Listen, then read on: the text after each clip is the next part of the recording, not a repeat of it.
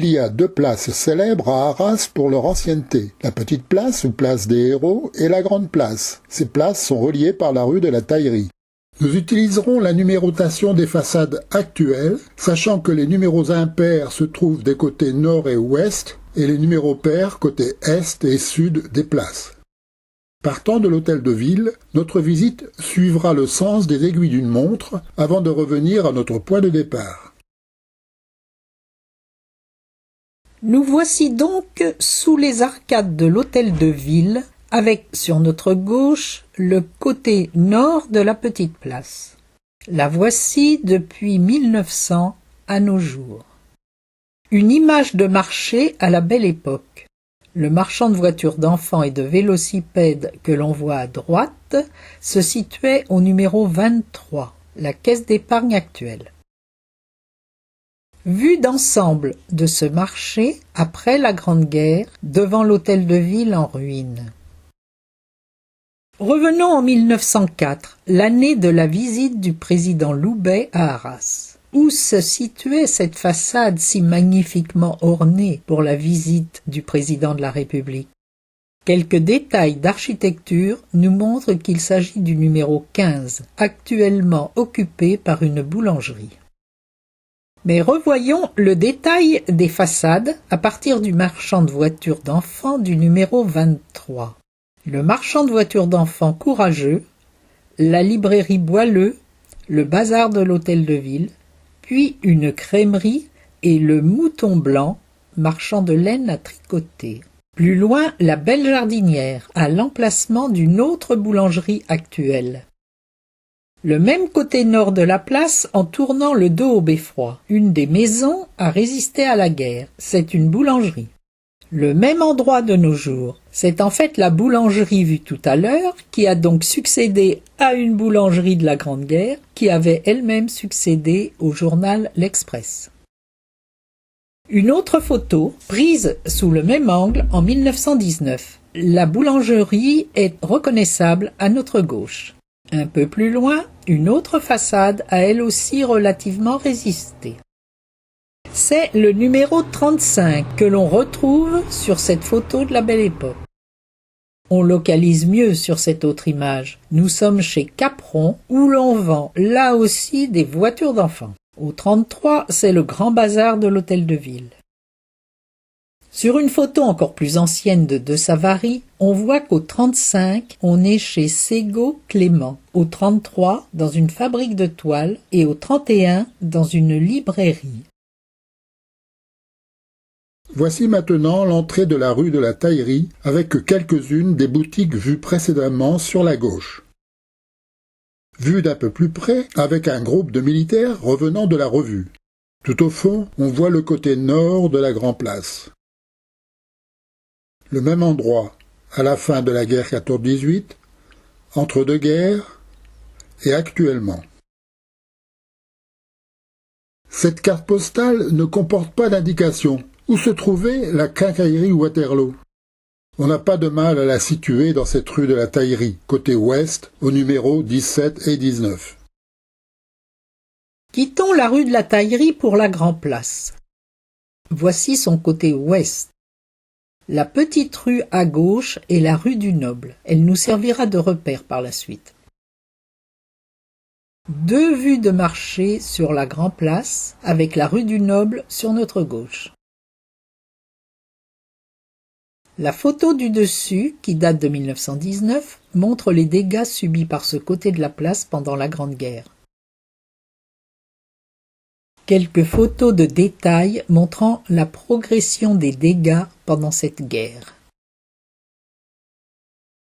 Deux autres vues de la place, prises avant et après la guerre 14-18. Cette énorme excavation n'a rien à voir avec la guerre. Elle date de 1977 et allait permettre l'installation d'un parking souterrain. Parking qui avait pour but de libérer la surface du sol des voitures en stationnement. Autre vue du côté ouest de la place, prise depuis l'emplacement de l'entrée du parking souterrain. Nous sommes maintenant devant la rue Sainte-Croix, au nord de la place. C'est ici que l'on put assister au départ de l'étape Arras-Le Touquet, au grand meeting automobile de 1904, et, un siècle plus tard, à la victoire de l'US Postal dans une étape Cambrai-Arras du Tour de France. Toujours ce côté nord, avec le marché au grain au premier plan. Cette vue est prise elle aussi du fond de la place, à l'époque où l'on vient d'y installer une voie ferrée. Cette voie devait permettre de relancer le marché au grain d'Arras qui avait commencé à péricliter, ce marché disparu avec la Grande Guerre. Le même point de vue, en 1974 et en 1977, avec le creusement du parking et la modification de la façade de l'hôtel des Trois Lupards, visible à l'arrière-plan. Cet hôtel, on peut voir l'une des nombreuses boves arageoises qui servirent à l'origine de carrière pour la pierre à bâtir. Quant à l'hôtel des Trois Lupards, sa façade passait de 2 pignons à un seul pour des raisons, semble-t-il, d'authenticité historique. C'était pourtant l'une des images les plus familières de la ville. C'est aussi sur le côté nord de la Grand Place que se situait l'étonnant château d'eau de la ville. Le voici, ruiné par les obus allemands en 1915. Ses statues sont cependant encore visibles de chaque côté du fronton. Les 3 maisons visibles sur la droite l'ont remplacé. Ce sont ces façades côté nord de la place qui permettent de localiser cette belle carte postale sous les arcades du côté est. Voici ce côté est de la place lors d'une parade militaire de la Belle Époque. La silhouette d'un Pétain ou d'un De Gaulle serait peut-être visible parmi ces élégants cavaliers pour un œil exercé. 2 motards et leur terrible engin devant ces mêmes arcades lors d'une compétition artésienne en 1904. Ce côté est de la place semble avoir un peu moins souffert de l'artillerie allemande que le côté ouest. Voici une autre carte postale muette. On peut localiser assez facilement ces façades. Elles se trouvent sur la gauche de l'impasse de la Fleur de Lys. C'est le long de ce côté est de la place qu'eut lieu en 1910 cette reconstitution de l'entrée de Marie de Bourgogne, fille de Charles le Téméraire, à Arras au XVe siècle. Le rôle des bergères était joué par les élèves des écoles communales. Ici, le char du traité d'Arras de 1435. C'était l'œuvre du personnel de l'usine d'éclairage électrique. On peut remarquer, grâce à cette image, quelques différences entre les pignons actuels et ceux de 1910. Au 34, une publicité pour les nitrates. On peut penser qu'il s'agit de l'entreprise fondée par Augustin Leguet qui introduisit les engrais minéraux en Artois. Nous passons du côté sud de la place avec cette entrée de Louis XIV à Arras en 1667. Voici l'aspect de ce côté sud vers 1974. Et le voici vu depuis les arcades ouest à la Belle Époque. Ce restaurant arageois réputé en fut longtemps l'ornement. Ici le débouché de la place vers la rue de la Taillerie. Ces lieux ivres d'air pur et de cris d'hirondelles, comme disait Verlaine. Nous sommes revenus dans la rue de la Taillerie. Voici l'angle de cette rue, photographié au XIXe siècle par De Savary, et une photo actuelle pour comparaison. Détail des 3 façades de ce côté est de cette rue.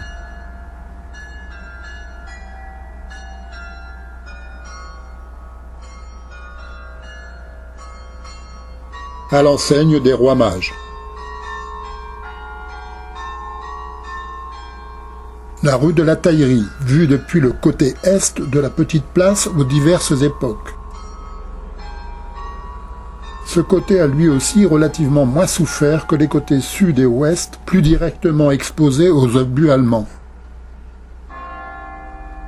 Le marché de la petite place fut et reste toujours réputé. et ce côté est, avec en fond le clocher de Saint-Jean-Baptiste, fut lui aussi toujours le chouchou des photographes.